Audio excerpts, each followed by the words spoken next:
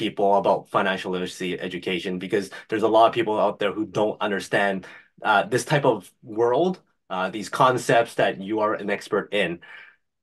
Can you first answer why it's so unknown? Why isn't this type of education being taught on a regular basis where we're taught so many other things that we may or may not need?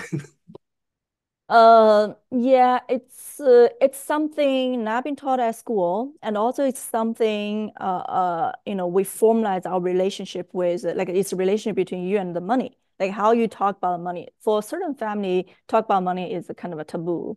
They don't talk about it. They think, money is dirty, money is bad, or whatever. Money is money. How you view that, it's about your viewpoint about money, right? So, for finance, family finance planning, especially, I think that goes a lot to their upbringing and their relationship with money, how they view money.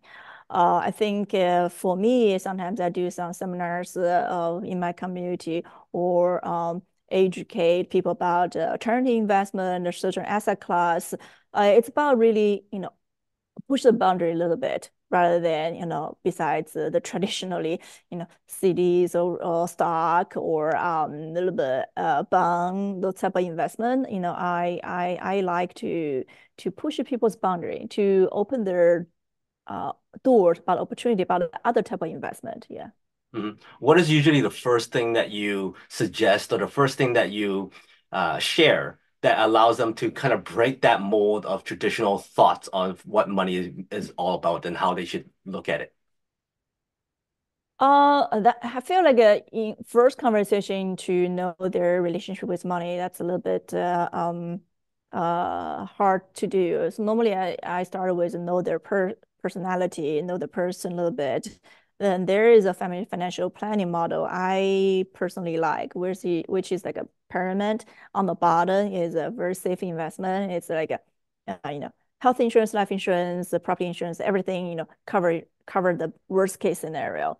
Then on top of that, you have build a little bit of liquidity, 6 months of liquidity. If anything happens, you have a liquidity support yourself 6 months. Then after that, it's access to investment like a public equity, long-term, short-term, and also index fund, etc. Then on top of that is alternative investment. For real estate, normally it's a long-term hold, right? Because of transaction costs, etc. So then on top of that is more risky investment like venture capital, private equity, or individual stock. Sometimes also considered risky. So I want to see where they are in terms of their experience about different layers of this in the family portfolio management or family investment. Yeah, once I know that, then I can show, it's a certain area. Normally I start share with my own story, like where I invest, where I do, where I see the market, etc. Mhm. So yeah, or I don't have a lot of investor because a lot of things we invest our own money, but I started taking some outside investor, friends and family first, and then it's a relationship building because especially in the money management industry, I feel a lot of them is trust. So we have to establish that trust first. Then they will see you as a thought leader or see you as a valuable advisor, do deals together, etc. Mhm. Yeah, so it's hard to just have that conversation, like what's your relationship with money first. It's normally is a build relationship. There's some investor invest me. We've been building relationship for years. Mhm. And they trust me. I pretty much they sometimes every deal I do, they will like co-invest with me. So I do quality over quantity. So I don't have a lot, but like the family I work with is we build long-term trust relationship. Yeah. Mhm. How would you use ribbons as a metaphor for success? Ribbons for success. Uh Gosh.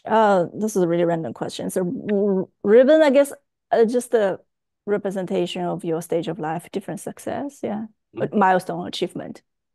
Let's see then. Thank you very much. So that's how success is like ribbons.